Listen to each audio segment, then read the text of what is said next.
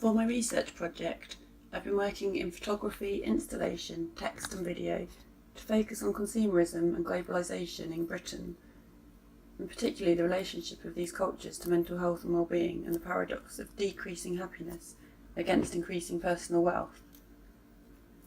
Initially, the primary purpose of this research was to contribute towards my own professional development, just as a personal investigation. But as I improve my learning and understanding of how photographs are contextualised and consumed, I'm starting to rethink my objectives and to consider more thoughtfully who this work is for, what its purpose is, and what's the best way to present it to achieve this. What you are watching now forms part of an installation that is to be projected onto empty shop units. The questions that I want this work to pose would be: how do we process such large amounts of visual data and the mixture of messages we are bombarded with on a daily basis? What effect does this culture of consumption have on our psyche? And what effect does the shift towards a digital platform and advertising have on our physical environment? The topic of consumerism has been popular with artists and photographers for a very long time, from Warhol's fascination with the mass-producible to Martin Parr's satirical documentation of the wealthy Western world. As a starting point for my work, I used the research of psychologist Oliver James, who coined the term affluenza to describe the painful, contagious, socially transmitted condition of overload, debt and anxiety which characterises consumerism. Informed by the work of a photographer, Fabrice Montero, who worked with fashion students to create apocalyptic scenes that reference environmental issues, I have experimented with constructing my own ethereal scenes, which act as a metaphor for the omnipresent and intrusive nature of advertising. These images are installations made from entirely paper adverts in magazines. For example, the paper birds that you see in this picture are made entirely of adverts from just one copy of Vogue. Whilst I like the otherworldly aesthetic of these photographs, the lack of the indexical or referent does create a problem in that the images rely purely on symbolism to provide meaning. The intended meaning could be lost and unlikely to provoke a response in a viewer, and also visual or symbolic references can take on different meanings depending on cultural context. Origami birds have other connotations, particularly in relation to Hiroshima, where they were used to remember the victims of the atomic bomb. There were other challenges that I also experienced whilst working on these images. It was important to me that the photographs were taken outside in a natural environment to emphasise the impact of consumerism on nature, our natural world, and its ability to reach into every area of our lives. When I started working on this series, we were just coming into winter and working outside was problematic because of the cold and the light.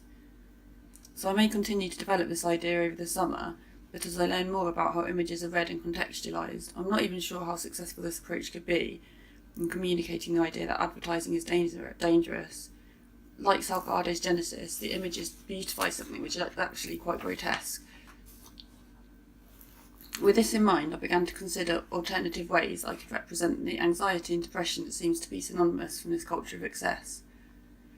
I wanted to try and establish a conversation about the conflict between the mental self and the physical self, which are often spoken about separately and can be represented in different ways, particularly in the worlds of social and digital media, in comparison to the real and physical world.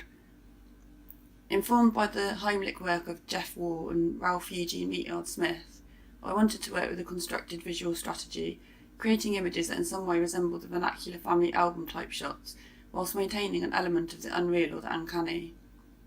And so in these images, the subjects have been shot as and where they are found, but they've been asked to wear masks, or they've had the masks they've laid in post-production. A combination of both the hunter and farmer approach from Jeff Wall's analogy. The natural undisturbed habitat of the subject and the unsophisticated lighting do lend a vernacular aesthetic, but this is disturbed by the unsubtle addition of the masks, and that creates a kind of tension. You don't know what you're looking at. The emojis are used as a signifier to represent the presence of the online or aspired personas, as well as alluding to Pollard's philosophical theories on the hyperreal and the language of purchasing. In current Western culture, emojis are heavily reproduced in different physical forms such as cushions, stickers, mugs, stationery, t-shirts. The emoji has become synonymous with contemporary British culture. However, it quickly became clear that the emoji symbolism simply wasn't universally recognised.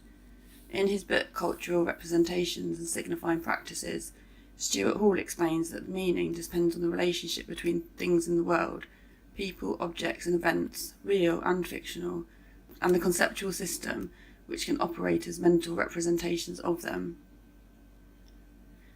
The meaning of the emojis is constructed by the language of social media, and therefore the meaning can only be transmitted or understood by those who recognise the code and the signifiers of that particular language.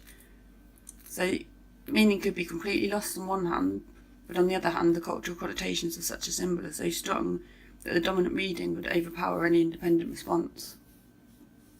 So in moving forward with my exploration of self-perception, I've been considering the ways in which our media depicts unrealistic lifestyle aspirations and how this relates to ideas around photographic truth and representation, the constant flux between reality and fiction. I'm especially interested in how the media uses imagery, and I believe that advertising is both a cause and a symptom of affluenza. Despite living in a well-educated, affluent and culturally aware society, ads that reinforce harmful stereotypes still do exist. Sticking with a constructed modernist approach and drawing on the work of Martha Rodsler and Carrie Whitehart, I've been working with montages to contrast scenes from everyday life against imagery that's been used in advertising that represents a fictional lifestyle. Judith Williamson suggests that advertising obscures the real structure of society by replacing class with distinctions made by the consumption of particular goods. Through my images, I want to highlight the reality of class differences that do occur in our environments, opportunities and attitudes. The fundamental differences in our society are still class differences, but use of manufactured goods as means of creating classes or groups forms an overlay on them. I wanted to challenge the aesthetic that many advertisers use by placing parts of the ads into everyday scenes. The underlying shots used here are not taken from poor or deprived areas, but yet they oppose the images lifted from advertising in multitude ways. I feel that the work also highlights the question around decline of urban spaces and high streets as consumer behaviour adapts to the advent of digital photography.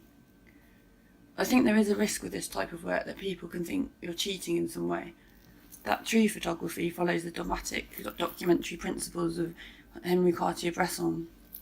But I think that this is just because people like to have boundaries, and people can feel threatened by work like this. Having worked as a commercial photographer for quite some time now, I find it a refreshing way to look at photographic truth. And I would argue here that the images produced by advertisers, which I use to create my own montages, are also deliberately constructed with a dominant reading in mind, regardless of how authentic they may appear visually. Their images are accepted only because they are presented as adverts, not as art or photographs. Meaning is attached as much through placement and contextualisation of the work as through the content of the work itself, and so I'm interested to see how this work will be received. I'll present the images in an outdoor or public space to be as accessible as possible for all, because I want the work to be understood not so much as art, but maybe as just a public inquiry. I'm restricting it to the walls of a gallery or a photo book where maybe only a few photographers or artists would ever see it, would conflict with those intentions. The words of artist Barbara Kruger resonate here. Think that art is the ability to show and tell what it means to be alive. It can powerfully visualise, textualise or musicalise your experience of the world, and there's a million ways to do it. I have trouble with categories. I don't think high culture, low culture. I just think it's one broad cultural life, and all these different ways of showing and telling of that. So I'll leave you with that thought. If you want to see how my work pans out, then please follow me on Instagram, @Moisey.